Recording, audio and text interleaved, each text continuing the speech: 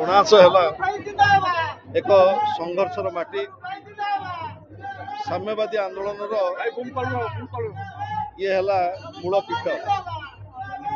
स्वर्गत प्राणनाथ Patnaik eighty चाषी cooler न्याय गोटे लंबा समय धरी संघर्ष करते। आज से शहीद पीठर कणासर शहीद पीठर आम 2024 साधारण निर्वाचन आशीर्वाद भिक्षा करूँ एवं वर्तमान कणासर अधिष्ठती देवी माँ कुंजेश्वरी पाखक आसीलु मार आशीर्वाद नापी मोर गभीर विश्वास आसंता निर्वाचन में कणासवासी सत्यवादी विधानसभा क्षेत्र मत आशीर्वाद करेंगे और सेवा करने सुजोग देवे एवं विशेषकर माननीय मुख्यमंत्री नवीन पट्टनायक सांसद अरुण पट्टनायक को ये प्रार्थी करछंती तांकु मध्य कणासवासी आशीर्वाद करेंगे और सेवा करने सुजोग देवे। कणासर राजनीति सहित सामाजिक जीवन सहित मोर दुई दशंधीर संपर्क ये माटी रे मु मोर राजनीतिक जीवन आरंभ करी एवं बोधुए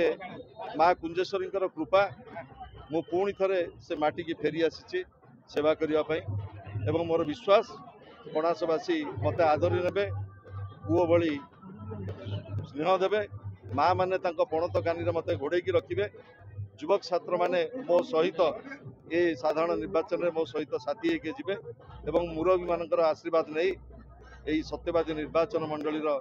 राजनीति जो आसूची 2024 साधारण निर्वाचन से विपुल भोट परिमाण रे शंख चिन्ह रे भोट दे आम दुई जन को निर्वाचित करें नवीन बाबू हाथ मुठा को टाण करेंगे। आप जानते 5 थर भारत वर्षर लोकप्रिय मुख्यमंत्री नवीन बाबू षष्ठ थर पर मुख्यमंत्री होगा जाउछंती। ओडिशार 4.5 कोटी जनसाधारण श्रद्धा आशीर्वाद तांको प्रति रही एवं ए कणासर बहु विकासमूलक काम विजु जनता दल समय ये संभव हो पार। मोर आशा आज कणासर विकास रे निश्चित भाव में लोक मत जनसाधारण मत सुजोग देवे कणास